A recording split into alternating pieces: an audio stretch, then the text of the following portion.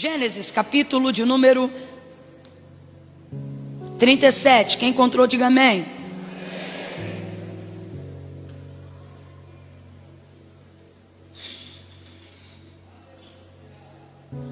Versículo 5 em diante. Gênesis 37, versículo 5 em diante. José teve um sonho e o contou a seus irmãos, por isso o odiaram ainda mais. Pois lhes disse: ouçam o sonho que tenho sonhado. Estávamos atando feixes no campo, e eis que o meu feixe se levantou e ficou de pé, e os vossos feixes o rodeavam e se inclinavam diante do meu feixe. Então disseram seus irmãos: agora tu reinarás sobre nós, agora tu terás domínio sobre nós. E com isso tanto mais o odiavam por causa dos seus sonhos e das suas palavras. Teve ainda outro sonho e contou a seus irmãos dizendo: eu tive outro sonho, sonhei que o sol, a lua e 11 estrelas se inclinavam perante mim. E quando contou a seu pai e a seus irmãos, seu pai o repreendeu, dizendo: que sonho é este que sonhaste? Agora vamos tua mãe, eu e teus irmãos a inclinar-nos em terra perante ti. Versículo 11. Seus irmãos, pois, o invejavam, seu pai, porém, guardava este negócio no seu. Vamos juntos? Seus irmãos, pois, o invejavam, seu pai, porém, guardava este negócio no seu. Ele guardava este negócio no seu. Diga amém por essa palavra. Senta dando glória a Deus aí. Ainda bem que eu vi. Oh, glória a Deus. Glória a Deus. Gênesis capítulo 37 começa contando a história de Jacó e não de José. Então, na verdade, tudo que a gente vê escrito no capítulo 37 do livro do Gênesis deveria ter por objetivo lançar luz sobre a vida de Jacó. Porque a narrativa do versículo 1 do capítulo 37 já começa dizendo assim, ó: esta, pois, é a história de Jacó. Quem está me ouvindo, completa aí, por favor. Esta, pois, é a história de Jacó. Só que logo depois de mencionar que a história é de Jacó, toda a narrativa textual só vem falando de José. Era José de 17 anos, quando apacentava os rebanhos do seu pai Jacó, junto com os filhos de Bila e de Zilpa, e pererê parará. E teve José um sonho, e ele sonhou e contou a seus irmãos, e os seus irmãos o odiavam ainda mais por causa do seu sonho e das suas palavras. Teve ele outro sonho, e só fica a narrativa ali no entorno de José. Mas na verdade o texto é claro e é categórico, dizendo que essa história não é de José, essa história é de Jacó. E a primeira aplicação do texto já mexe muito com a gente e já conta algo muito importante na nossa vida. Por mais que você seja o receptor das promessas mais importantes que Deus confiou a você e a sua casa, a história do cumprimento da promessa, ou seja, a realização daquilo que Deus disse que vai fazer na sua casa, não terá desdobramento se você não souber que Deus vai levantar coadjuvantes cujo refletor que ora estava em você vai passar para eles. Teve gente que ainda não entendeu, vou falar bem rasgado que é para todo mundo entender. A história pode ser sua, mas para que ela se desdobre, para que ela se realize, para que a execução dela comece a acontecer, e para aquilo que era espiritual se torne físico e concreto, você precisará aceitar um nível de revelação na vida de pessoas que estão à sua volta, que são às vezes inferiores a você, não são tão crentes quanto você, não são tão inteligentes como você, não oram tanto quanto você, não caminharam com Deus tanto quanto você tem caminhado, mas elas são o modo operante de Deus. E se você não tiver humildade para reconhecer que para cumprir o que Ele te falou, Ele vai usar gente que nem era nascido quando te prometeu, você vai perder a oportunidade de discernir o acompanhamento daquilo que Deus está fazendo. Então, de cara, Deus já está dizendo para nós: seja mais humilde. Compreenda que aquilo que Deus te confiou vai envolver segundos e terceiros. Pessoas que não estão com você desde o início da sua jornada, mas que pertencem ao cumprimento das promessas que Deus fez a você. José é uma dessas pessoas, é um dos filhos de Jacó. Ele não estava no Val de Jaboque. Ele não viu a escada que ligava o céu e a terra. Ele não ouviu das promessas que Deus falara a Jacó, até por causa da sua idade. Mas quando chegou o tempo de cumpri-las, ele foi a pessoa que Deus sacou da aljava para acertar o alvo do cumprimento. Mas Jacó não está conseguindo discernir isso completamente, porque há um clima de ameaça dentro da casa da promessa. Está faltando um nível de discernimento, porque há tanta disputa, há tanto jogo de interesses no meio dessa família, que Jacó se sente na obrigação de mediar as tensões. E para isso ele vai criar um nível de blindagem naquilo que está acontecendo. Ele não vai incentivar os sonhos de José, mas ele vai guardar cada um deles no coração. O primeiro sonho é somente contado aos seus irmãos. O segundo sonho, ele viu sol e a lua, e ele conta ao seu pai. E o seu pai tem o discernimento que se é sol e a lua, provavelmente é ele, a mãe e as estrelas são os irmãos. E quando ele percebe que os irmãos do coração se fecham, o coração dos irmãos, se fecham diante daquele sonho, ele se sente na obrigação de colocar um freio na continuidade daquilo. E aí o texto diz que Jacó repreende José na frente dos seus irmãos. Acaso agora viríamos eu, tua mãe e teus irmãos a inclinar-nos o rosto em terra perante ti? Ninguém estava discernindo aquele sonho, mas aquele sonho, apesar de ter sido sonhado por José, ele era de fato uma revelação dada por Deus, e ele demonstrava que o sonho era de José, mas a realização cabia a todos. Se você analisar o sonho de José, você vai ver José sonhando e dizendo assim, peço-vos, ouvi o sonho que tenho sonhado. Sonhei que os vossos feixes estavam de pé. Então ele não quebra nenhum princípio de hierarquia. Olha o que ele diz: no meu sonho vocês estavam de pé. Então a primogenitura, a descendência está sendo honrada, a fila está sendo respeitada. Aí ele diz assim: o último feixe a se erguer era o meu, mas quando ele se erguia, o de vocês se inclinava perante o meu. Significa que enquanto dos outros se levantavam ou estavam de pé, quem é que estava inclinado? O dele, só que a hora dele também chegou. E isso é Deus mostrando pra gente que a hora de todo mundo que está na casa da promessa vai chegar. O problema é que a gente só foca em quem está de pé e em quem está inclinado, porque a gente só quer estar de pé e nunca quer estar inclinado. E eles não entenderam que na verdade o sonho era de José, mas ele começa contando o sonho dizendo assim, eu sonhei que nós estávamos no campo, todos os feixes estavam no campo, o meu feixe e o feixe de vocês, o de vocês levantava primeiro, o meu levantava por último. Quando o de vocês estava de pé, o meu estava inclinado, mas quando o meu se ergueu, o de vocês se inclinaram perante o meu. Você sabe qual é a parte mais importante desse sonho? Não é quem está de pé e nem quem está inclinado. É quando José começa contando um sonho que Deus deu a ele e relata a narrativa no plural, dizendo: sonhei, eis que estávamos. Oh, alguém está entendendo? Agora você compreende porque Deus confia tamanha hierarquia, tamanho principado, tamanha governança, tamanha relevância para José. O sonho é dele, mas tem lugar para todo mundo.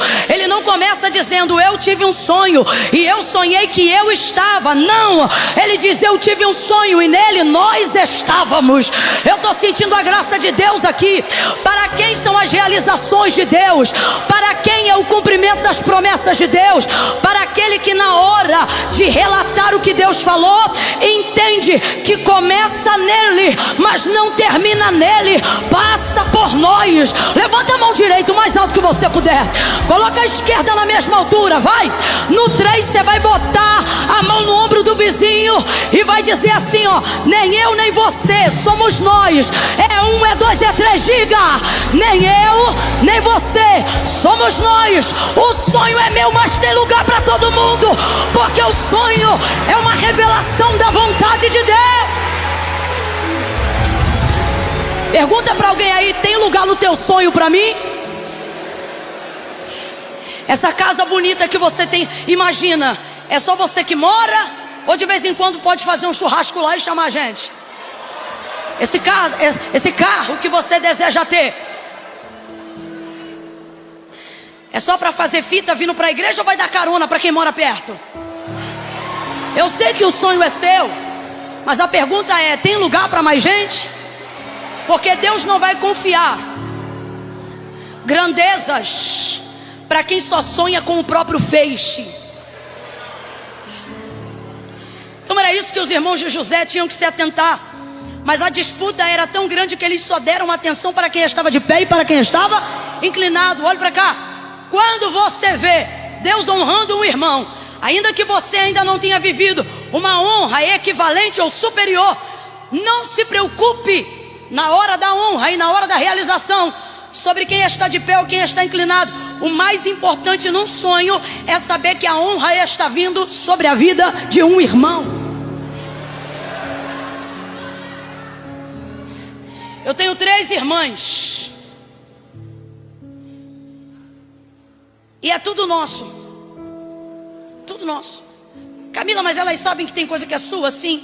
Você sabe que tem coisas que são só delas? Sim. Mas é coisa de irmão, é tudo nosso. Pega aqui meu carro, vou aí pegar teu carro. Tem cebola aí, pega um alho aqui. É tudo irmão. Hoje tem dinheiro para pagar a conta, amanhã quem tem é você. É tudo irmão. Cara, eu já não estou bem hoje, quem não está bem é você. Vou aí te ajudar. Lava uma louça para mim, outro dia eu chego lá, lavo um banheiro para outra. A gente não fica olhando qual banheiro é maior. A gente não olha qual carro é melhor. É tudo nosso. Está tudo no mesmo campo. Deus está dizendo que estamos deixando de desfrutar o privilégio da honra que Deus tem dado para que nós desfrutemos também através da vida dos nossos irmãos, porque na realização do cumprimento da promessa a gente só fica olhando para quem está de pé ou para quem está inclinado, quando na verdade deveríamos ver que enquanto for um irmão que está no campo, está inclinado, não é um problema. Enquanto for um irmão que está no campo, está passando por um momento de adversidade, não é um problema. E eles não compreenderam isso. Isso gerou uma situação desconfortável. E aí Jacó se sentiu na obrigação de diminuir a pressão daquela tensão, liberando essa palavra e dizendo: ó, que é isso, menino? Que sonho é esse que você sonhou? Só que ele falou isso com a boca. No texto você leu comigo, diz que ele repreende ali, faz aquela fita educacional, mas ele guarda esse negócio aonde? Nós não temos dificuldade de guardar as coisas no coração. A gente guarda até o que não deve no coração. Nosso problema não é guardar no coração. O nosso problema tem sido guardar o coração. Jacó guardou no, mas não guardou o. E você está aqui nessa noite, Deus está falando comigo desde o início, através dos louvores e através da palavra. E o que Deus está dizendo para mim é: essa noite é noite de socorro. É coisas que você sempre deu muita importância, valor e gerou muita expectativa de que elas se cumprissem. Você sente agora que tudo está para se perder, porque você não está discernindo a maneira como Deus tem se revelado no processo de cumprimento da promessa que Ele fez. Você não discerne que outras pessoas por um tempo protagonizem uma história que é sua. Não discerne por um tempo que até quem deveria te apoiar aparentemente te resiste por não compreender. E por fim, você mantém guardando no coração tudo que Deus te falou, mas está esquecendo de guardar o lugar do depósito, ou seja, o coração. E foi o que aconteceu com Jacó. E é daí para frente que a vida de Jacó desgringola de vez, enquanto a vida de José deslancha de vez. Mas não era para ser assim. E é sobre isso que eu vou fechar a narrativa nessa noite. Diga assim comigo: não era para ser assim. Tá fraco? Diga: não era. Não era para ser assim. Um sonhador tem que discernir o sonho de outro. Alguém que recebeu uma promessa tem que perceber quando Deus usa alguém para cumprir aquilo que Ele falou. Jacó é um homem de experiência. Jacó não é um menino. Jacó é um senhor que viu escada ligando os céus e a terra, os anjos de Deus descendo e subindo nela. Ele é alguém que lutou com Deus e venceu por aquilo que ele queria. Rapaz, ele é alguém que consertou sua casa. Ele é um homem experimentado. E eu vou falar como Deus está me mandando nessa noite. Deus está dizendo para eu pregar essa mensagem, porque Ele não quer que homens e mulheres experimentados se comportem como se não discernissem absolutamente nada do que Deus está fazendo, só porque percebeu que o refletor saiu de cima da sua cabeça, só porque não percebe o porquê outras pessoas estão resistindo à temporada do cumprimento. Guardou no coração, mas não guardou o coração. Resultado, vai fazer velório sem corpo, vai enterrar caixão vazio. E aonde a gente vê isso? No capítulo 38. Olha o que vai acontecer ali. Você conhece a história de José? Se não conhece, presta atenção que eu vou resumir rapidão agora. Aleluia.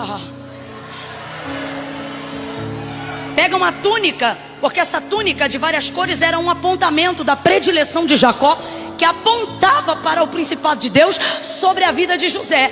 Aí os irmãos, movidos de inveja, pegam a túnica, sujam no sangue de um animal e mandam um mensageiro apresentar aquela túnica suja de sangue para o seu pai Jacó. Por que eles mandaram um mensageiro? Porque eles não iam sustentar a narrativa mentirosa diante do pai.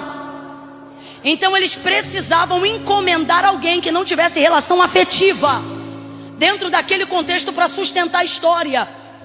Primeira coisa, não devemos permitir com que histórias se transformem sentenças sobre nós quando elas vêm da boca de quem não temos uma relação estreita. Camila, eu não entendi. Pare de dar crédito absoluto para gente que você mal conhece. Pare de dar crédito quase que absoluto para quem te viu uma única vez. Pare de dar atenção a toda voz que diz: assim diz o Senhor. Duas coisas me irritam. A primeira que me irrita é os falsos profetas, ou os esquizofrênicos proféticos. Quem são os falsos? Os falsos profetas são os que fazem uso do nome de Deus quando Deus não disse nada, para poder retirar, extorquir, para poderem alimentar sua própria vaidade, seu próprio status. Essa raça é terrível, eu nem chamo de povo. Mas tem uma outra que me aborrece tanto quanto eles, os ingênuos. Por quê? Os simples. Por quê? Porque só ouve a Deus falar na boca de qualquer um quem não conhece a voz de Deus em casa. Quem conhece a voz de Deus em casa não confunde ela na rua. Eu vou abrir um parênteses, leva isso para a tua vida e nunca mais você vai confundir a voz de Deus. Primeiro, quem ouve Deus em casa não confunde a voz de Deus na rua. Segundo, não há nada que Deus bote na boca de um profeta que de alguma maneira ele já não tenha falado comigo antes. É uma confirmação, é um relacionamento estreito. Pega uma túnica de várias cores que apontava o sinal do cumprimento das promessas de Deus, não só sobre a vida de José, mas sobre a vida de Jacó. Mas quem guarda no coração, mas não guarda o coração, fica vulnerável diante de qualquer mensagem. Fica vulnerável diante de qualquer recado. Fica vulnerável diante de qualquer fake news. Fica vulnerável diante de qualquer conversinha fiada. Com todo respeito, uma casa que tem a envergadura da promessa que Jacó tem, ele não pode acreditar em qualquer coisa que lhe mostram e não pode acreditar em qualquer coisa que lhe dizem. Me parece que Deus está nos alertando essa semana e Ele está dizendo: se respeite e respeite o tamanho daquilo que você carrega. Pare de acreditar em qualquer conversa fiada. Pare de abrir a porta para qualquer um que se diz profeta. Pare de gastar tempo da sua vida para ouvir qualquer mensagem. Pare de gastar tempo da sua vida para aceitar qualquer mensageiro. Nem todo que me diz Senhor, Senhor entrará no reino do céu. Isso me chateia. Isso me chateia. E o que me chateia? Um homem da envergadura de Jacó ficar impactado com a mensagem de um mensageiro, sabendo que José estava com seus irmãos. Faltou confronto na minha concepção, estou avaliando de fora, ok? Para mim faltou confronto, vem comigo. Imagina que você tem isso tudo de filho que ele tem, e o filho que sumiu, ou que morreu, ou que ele acha que perdeu, está no meio dos outros filhos todo dia, todo dia, todo dia, todo dia. Aí vem um mensageiro, mostra uma túnica suja de sangue, e aí na hora você perde a estribeira. O que é isso? É o poder do impacto visual. O poder do impacto visual rouba de você o poder de argumentar o que está acontecendo. Toda vez que alguém quer confundir a mente de alguém, essa pessoa não só fala, ela tenta te mostrar, que é para poder confundir a sua mente. A concupiscência da carne está nos olhos. Está onde? Nada do que alguém fale tem um poder de comunicação mais rápido do que a sua visão. Então isso tudo, na verdade, é uma distração. Olhe para mim. Tudo que está se colocando diante de você por esses dias como uma realidade, Deus me trouxe nessa noite para dizer: é uma distração, argumente. É uma distração, isso é para tirar teu foco. Olha para o tamanho da tua casa, olha para o tamanho da palavra que você recebeu, e pare de ficar impactado com aquilo que está acontecendo visualmente. É por isso que o Senhor não nos chamou para andar por vista. O Senhor nos chamou para andar por fé, porque a vista impacta o corpo, mas o ouvido edifica o espírito. E quem tem o espírito pronto levanta o corpo. Quem tem o espírito pronto argumenta. Quem tem o espírito pronto, disse Paulo, está preparado para argumentar qual é a razão da vossa fé. Mas aquilo que Satanás tem tentado mostrar de engodo, de mentira, de falência, de violência, de dores, de estresse, de pânico, é para poder roubar de nós a fala da argumentação. É para poder roubar de nós o desejo de continuar buscando pela verdade. Mas hoje todo sofisma e espírito de mentira será desmascarado por estes dias. A mentira vai cair por terra pelo poder de quem tem a palavra. Argumente, confronte. Sabe o que eu penso? Sou eu que estou falando. Sabe o que eu penso? Eu penso que se eu tenho predileção e apontamento divino sobre a revelação do cumprimento de um filho meu, a ponto de eu dar a ele uma túnica, se me trazem a túnica manchada, eu não acato e nem declaro a sentença da morte dele. Se eu estiver mais fortalecida pelo que eu sei do que pelo que eu vejo, eu direi. Chama os irmãos. Quero falar com cada um, quem viu ele por último. E um pai sabe quando um filho mente. Um pai sabe quando a mão sua. Um pai sabe quando alguém gagueja. Eu não sei, irmão, tem um mistério nessa mensagem nessa noite. Deus está dizendo: eu vou botar você diante dos mentirosos e eles vão gaguejar. Não foi o que aconteceu com Jacó, mas é o que vai acontecer com você. Argumente. O que eu diria pela palavra, o que eu diria pela palavra é... Mas não foi isso que Deus me disse, não. Deus não me disse isso, não. Eu olharia o sangue, cheiraria. Rapaz, o homem é pastor. Eu duvido que ele não conhece o sangue do cheiro de bode. E eu duvido que ele não sabe que o sangue do cheiro de um animal é diferente do cheiro do sangue de um ser humano. Ele é homem do campo. Mas o poder do impacto visual rouba de você outras capacidades. Capacidades instintivas e naturais de identificar a verdade. Só que você está tão abalado, tão abalado, tão abalado, que rouba de você a capacidade de confrontar a mentira, de desfazer o estratagema. Aí você diz assim: Camila, mas isso não mudou nada para José. Irmão, de fato, pelo contrário, tudo isso promoveu o cumprimento da promessa na vida de José. Mas você leu comigo o capítulo 37, no versículo 1. A história não é de José, a história é de...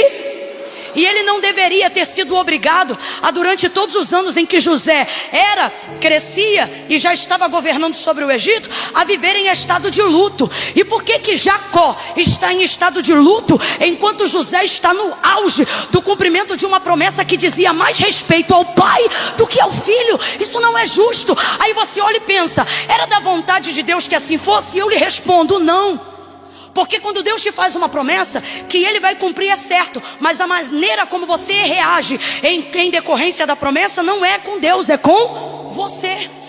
É você que tem que defender o que é seu. É você que tem que se mover em direção àquilo que você acredita. É você que tem que argumentar diante daquilo que não combina com o que Deus te falou. Por que eu estou dizendo isso? Porque José está no auge do cumprimento da palavra e da promessa. Mas e Jacó?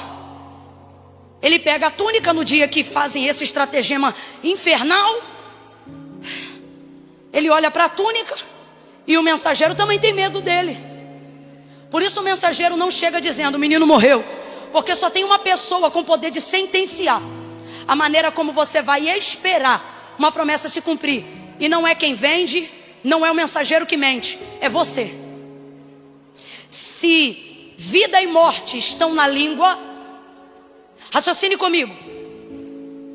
Se a palavra tivesse poder literal de matar imediatamente alguém, quem teria matado José? Quem mais o amava? Porque foi a única pessoa que disse: certamente morreu. Ninguém disse isso. Os irmãos não disseram isso.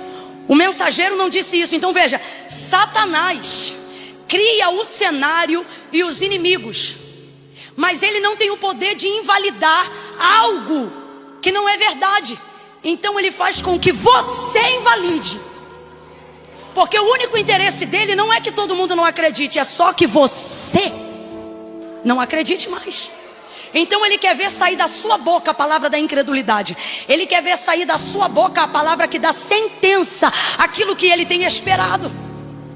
Então a única pessoa que, se tivesse poder na fala de matar imediatamente José, era aquela que justamente mais o amava, seu pai Jacó. Agora veja, o mensageiro não chega dizendo morreu. Ele chega mostrando a túnica e pergunta: tu reconheces se essa é ou não a túnica do teu filho José? Ele não fala nem do sangue, ele fala da túnica. Olha a pergunta: reconhece se esta é ou não a túnica do teu filho José? Olha para mim. Quando você estiver diante de pessoas que você não tem intimidade, que você não tem relação profunda, que você não tem entrosamento espiritual com elas, pare de abrir a boca mais do que deveria, só responda o que foi perguntado.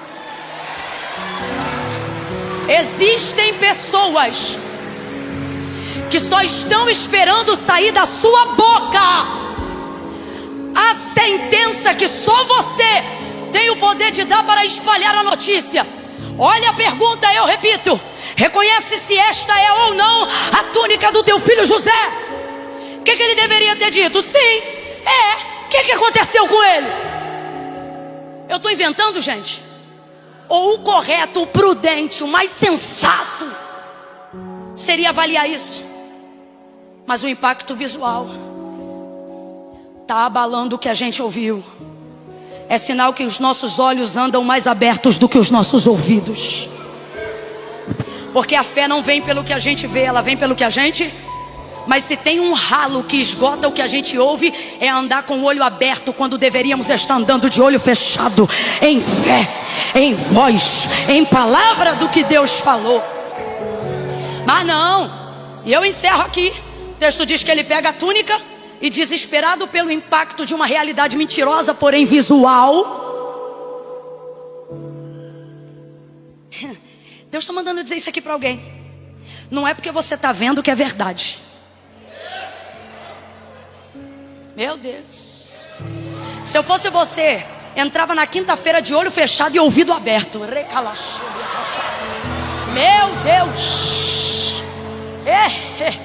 Meu Deus. Deus vai desenvolver em mim e em você essa semana. Eu gosto assim. Eu gosto quem toma na força, quem pega na marra. Eu gosto quem entende que reino de Deus não é por osmose, é por atitude. Então eu vou repetir para dar mais uma chance para os desligados. Você vai entrar nesta semana, nesta quinta-feira, desenvolvendo habilidades, capacidade que não vão depender de nada do que você está enxergando. Deus está dizendo: fecha os olhos e deixa eu ser os seus olhos, e eu vou te guiar pela minha voz. A mentira vai cair, a mentira vai cair.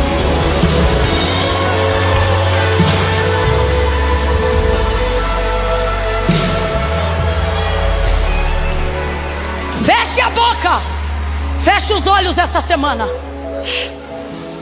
Diante do sangue, diante do engodo, feche os olhos e só responda o que foi.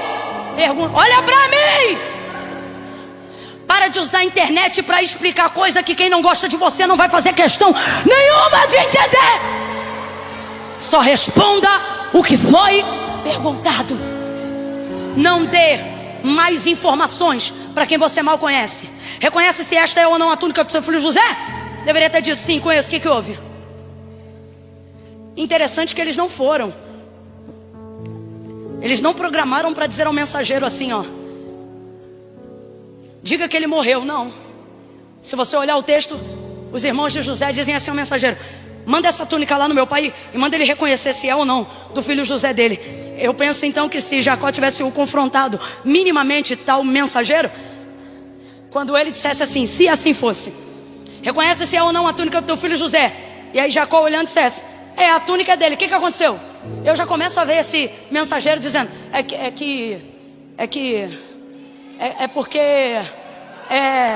e é assim que alguns adversários vão ficar esses dias. É porque é que me mandaram vir aqui. Meu Deus, isso aqui é profético. Isso é profético. Meu Deus, isso aqui é profético. Só que o que Jacó fez? Declarou uma sentença, porque ele tinha as promessas guardadas no coração, mas não tinha guardado o coração. E qual é a orientação bíblica? Guarda o teu. Ele não diz guarda no teu, ele diz guarda o teu coração, porque dele procedem as saídas que saltam para a vida.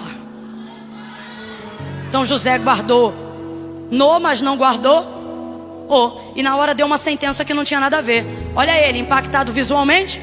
É do meu filho José, certamente uma besta fera o comeu. Ih, viajou. Quando você começa a ser guiado mais pelo que vê do que pelo que Deus te disse, você não só narra uma sentença indevida, como ainda cria um cenário de desgraça. Certamente uma besta fera o comeu, foi despedaçado. Mano, Satanás quer trabalhar com a tua emoção, filho. O inimigo quer mexer no teu emocional, filha, porque ele sabe que contra o espírito que está em você ele não tem poder. Se tu reagir no espírito, ele desce. Se tu reagir no espírito, ele se subordina. Se tu reagir no... Camille, como é que é o espírito? O espírito não reage igual à emoção. A emoção é almática. A emoção grita. A emoção chora. A emoção diz, ai, foi despedaçado. Mas o espírito diz, lembra que tu tem palavra e a palavra não dizia isso. Confronta com a palavra. Qual foi a palavra que eu te entreguei? Traga no teu coração uma palavra que eu te disse. Mas emocionado, ele já cria um cenário de desgraça e diz, está despedaçado meu filho, certamente morreu. Aí ele diz assim, com choro hei de descer à sepultura, porque foi despedaçado meu filho José. E chorou, e passou a viver como se estivesse morto, porque ele diz, com choro hei de descer à sepultura. O que ele está dizendo? A partir de hoje eu estou de luto, e só saio desse luto depois que eu sair do corpo da minha morte. Passam-se os anos e Deus está cumprindo tudo o que prometeu a Jacó através da vida de... Mas ele sabe, ele sente, porque ele deu uma sentença cedo demais para um mensageiro que ele mal conhecia. Aí você diz, Camila, e por que Deus então não foi lá? Deus falava tanto com Jacó também em sonho, ele teve tanta visão, né? Por que Deus não foi lá e falou, Jacó, meu filho, não temas, não sofra, José não está morto, José está vivo? Pelo que eu disse lá no início, vou dizer de novo, o que Deus prometeu, Ele vai cumprir, e isso é garantia dele. Mas a maneira como você se comporta é problema seu. Então se você se comportar como se Deus não tivesse cumprido o que te falou, isso não vai fazer Deus deixar de cumprir, mas vai fazer você sofrer até que você veja o que Deus fez. Aí eu te pergunto, poxa vida, Jacó precisava ter sofrido tanto? Depois que os anos se passaram, foi tanta amargura naqueles anos, não só por ter perdido José na sua imaginação, mas porque José não era só José, era aquele que ele imaginava que Deus ia usar para cumprir as promessas que fez a ele. Então perder a José não era só perder a José, mas era perder o meu relacionamento com Deus. Então é por isso que tem algumas coisas na nossa vida que estão doendo tanto, porque elas não apontam a perda de algo ou alguém, elas apontam a desconexão entre nós e Deus no processo. E é por isso que dói tanto. Então Jacó ficou amargurado, ao ponto que ele fez uma coisa, e só isso eu quero relatar para bem no capítulo 38. Quando os filhos perceberam que ele passou o período do luto e continuou de luto, levantaram-se para consolá-lo, e o texto diz que ele recusou. Essa dignidade profética eu amo. É quando não importa o quanto eu estou sofrendo, não há consolo que console uma perda que eu acho que tive com Deus. Então ele rejeita e continua sofrendo. Resumindo a história, o texto diz que José é governador de toda a terra do Egito. E assim como o inimigo usou impacto visual para fazer Jacó, trazer uma sentença cedo demais para sua casa, Deus vai usar a mesma estratégia através da vida de José, só que ao contrário. Para quê? Para reviver o espírito. Deus está dizendo, a estratégia que o inimigo usou para matar a tua alma é a mesma estratégia que eu uso para dizer que eu levanto a tua alma, que eu ressuscito o teu espírito, que eu ressuscito as tuas promessas. Camila, eu não entendi. O que você está dizendo? Vou falar rasgado. O inimigo usou impacto visual para abalar o teu emocional, não foi?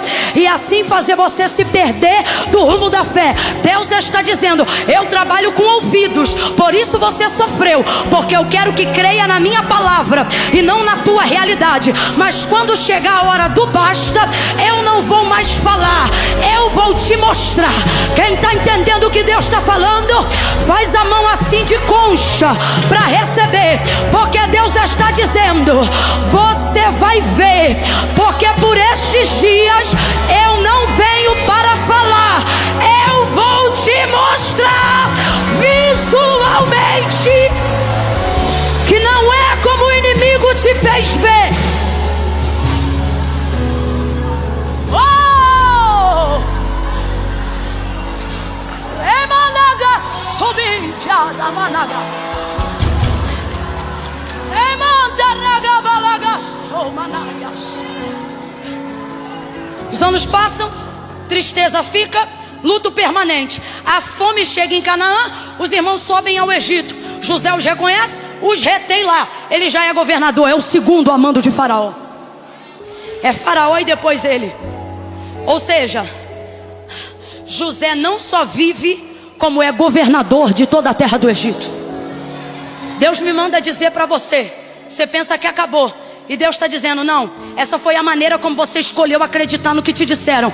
Pois eu te digo que tudo o que eu falei está vivo e é grande. Está vivo e é grande. Está vivo e é grande.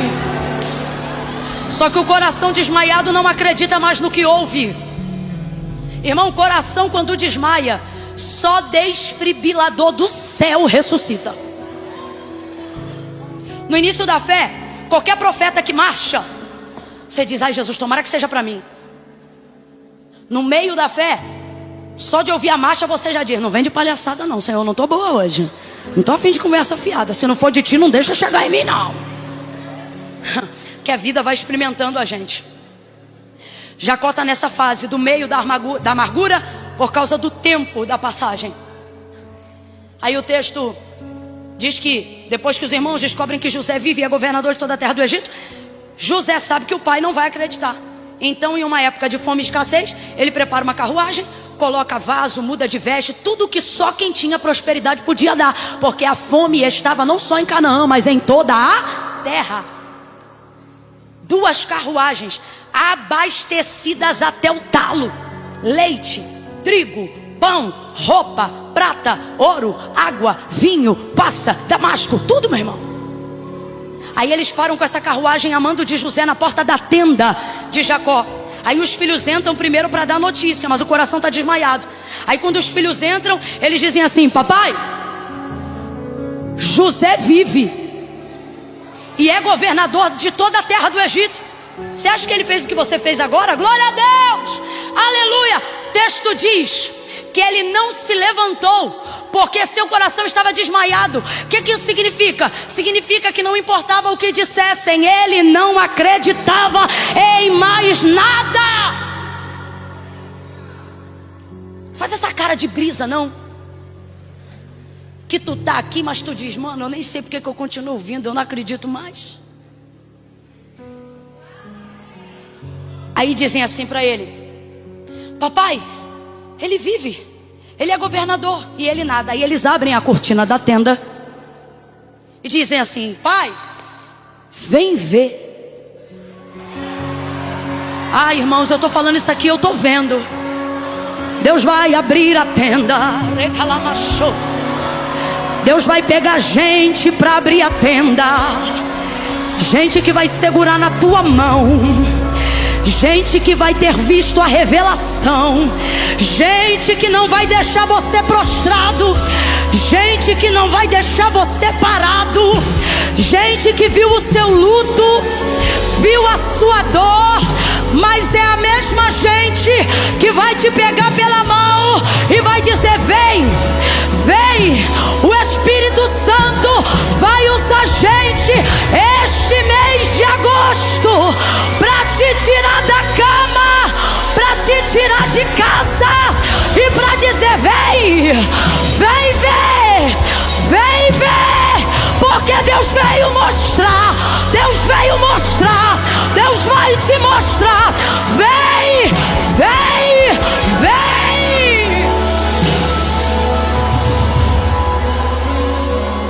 Seus filhos levantam ele e levam ele para fora da tenda.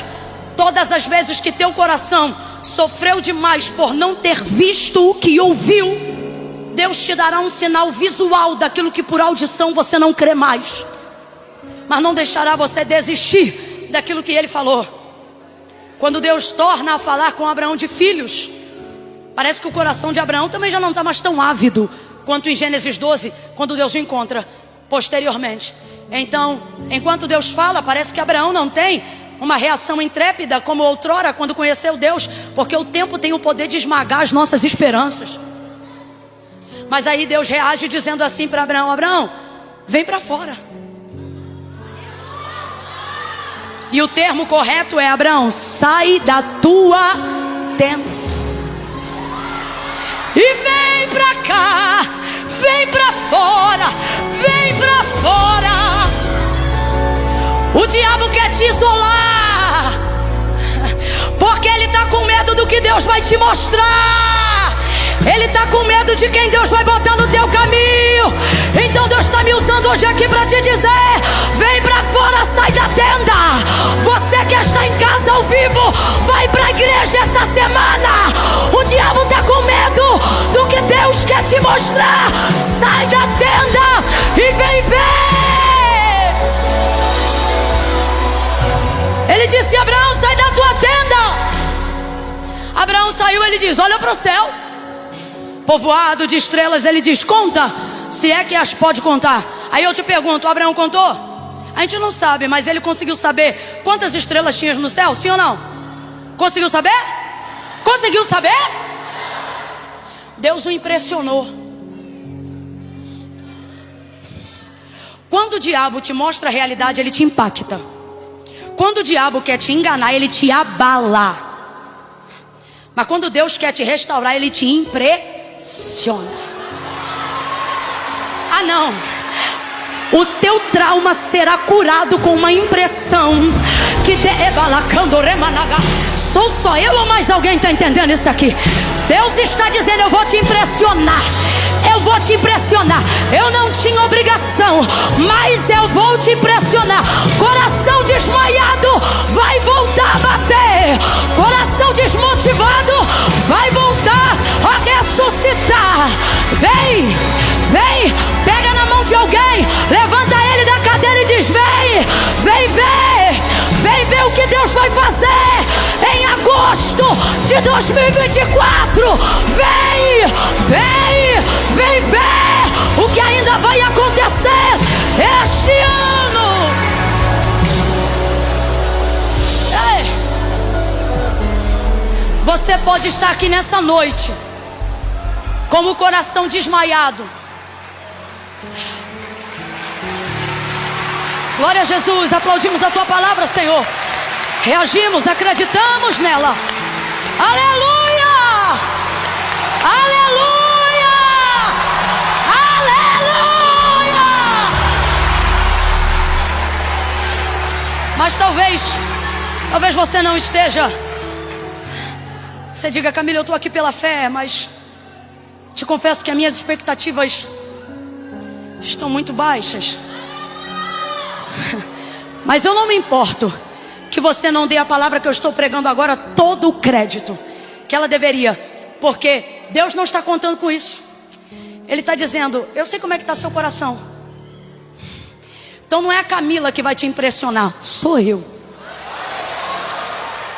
Diz o Senhor, eu vou. Irmãos, eu nunca falei isso.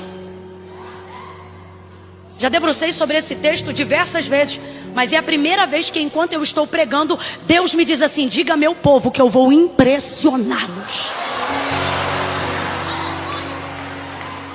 Tanto é que quando Deus te mostrar visualmente o que Ele vai começar a fazer, a expressão que você mais vai usar antes do ano terminar é: impressionante, foi impressionante. Não, você não está entendendo.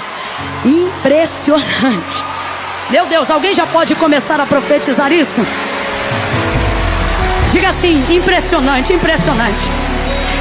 Nem aconteceu ainda, mas você vai olhar para alguém e vai dizer: eu estou impressionado, eu estou impressionado, eu estou impressionado, eu estou impressionada. É impressionante.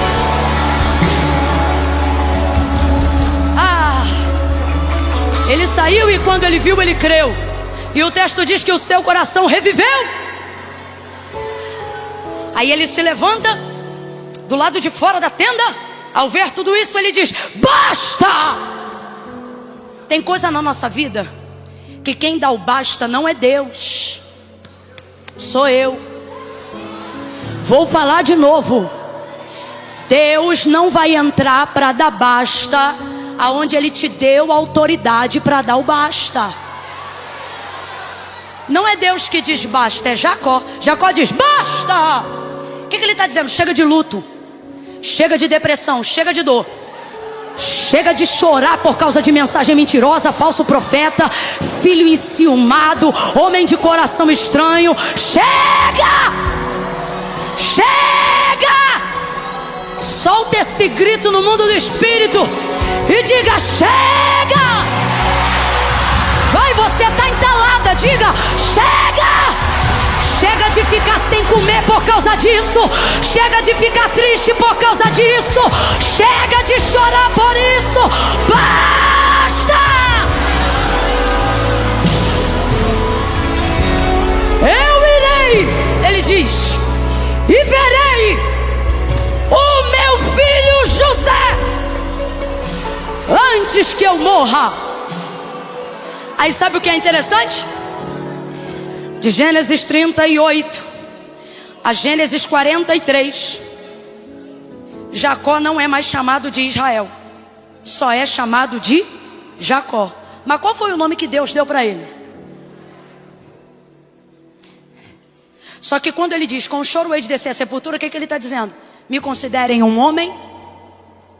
Aí para o texto de se referir a ele como Israel, e agora só chamam ele de. Só que aí depois que ele diz: basta, eu irei e verei meu filho José, aí o texto volta a chamá-lo novamente de. Aí você diz: Camila, mas eu não estava morto, eu não estava acabado. E o Senhor está dizendo: isso aí é enquanto você acredita nisso.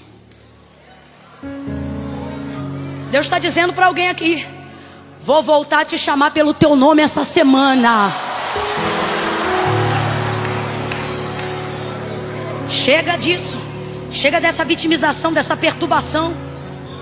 Ele vai e encontra José. José desce do cavalo. Para mim é uma das cenas mais lindas da história. José vai a cavalo encontrar seu pai. Quando avista vista de longe, desce o cavalo e vai a pé. Nós estamos falando de um homem de 130 anos. Quantos anos Jacó tem? 130. José é governador da terra do Egito. Ainda não tem nem os seus 60 ou 50 anos, se não me engano, não tem. E ele vai se pendurar no pescoço de um homem de 130 anos e vai chorar. Ele parece até que ainda é aquele menino de 17 anos. Ele perde a noção que está diante de um ancião. E o texto diz que ele se pendura no pescoço do pai e fica chorando. Agora sabe o que é mais lindo? Não é Jacó que corre para ele, é ele que corre para Jacó. Porque Deus está dizendo: a tua promessa não só está viva, está indo ao teu encontro. Ela está indo ao teu encontro. Aí ele agarra no pescoço do pai e fica pendurado. Vem comigo e diga assim: pendurado. Fala assim, ó: ele se pendura. Rapaz, ele perdeu a noção. A gente está falando de um homem aí que, se fosse magro, tinha 70 quilos, em cima do pescoço de um ancião de 130. Sabe o que eu acho mais bonito do que José se pendurar? É o velho de 130 aguentar. Porque quando você está morto, tu não aguenta nenhuma pena. Mas quando tu diz: basta, eu irei e verei. Quando tu está deprimido, tu é chato. Quando tu tá fraca, tu é enjoada. Mas também quando tu decide se revestir.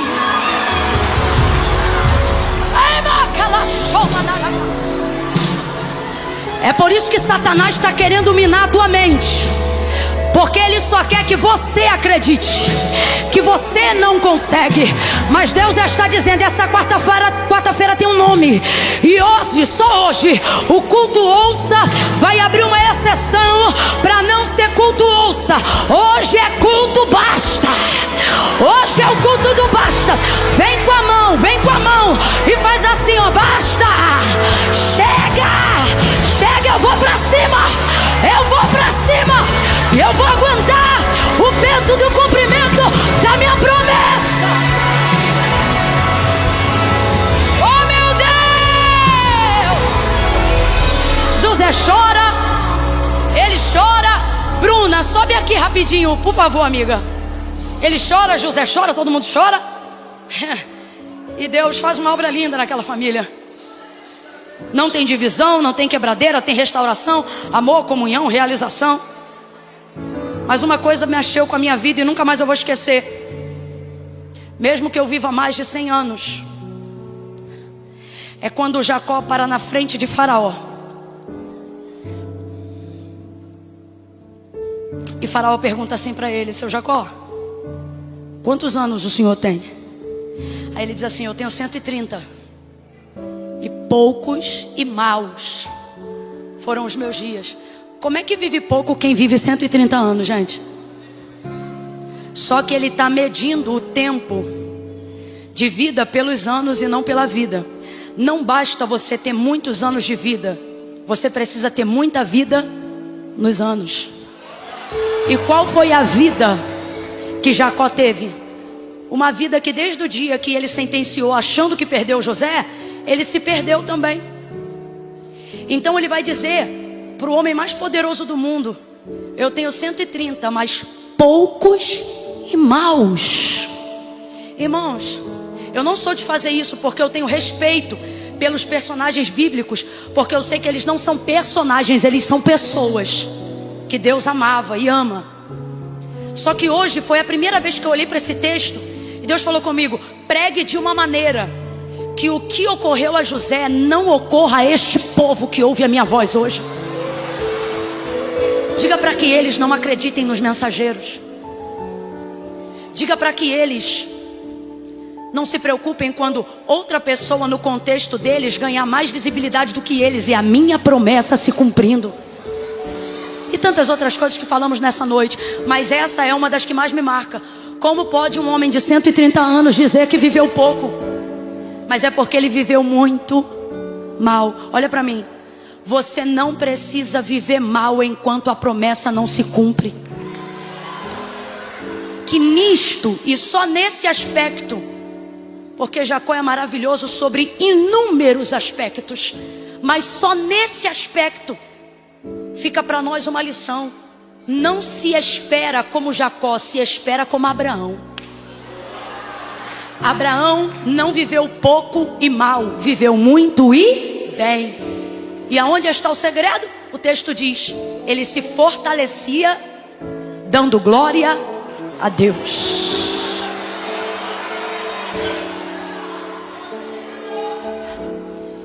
Preste atenção.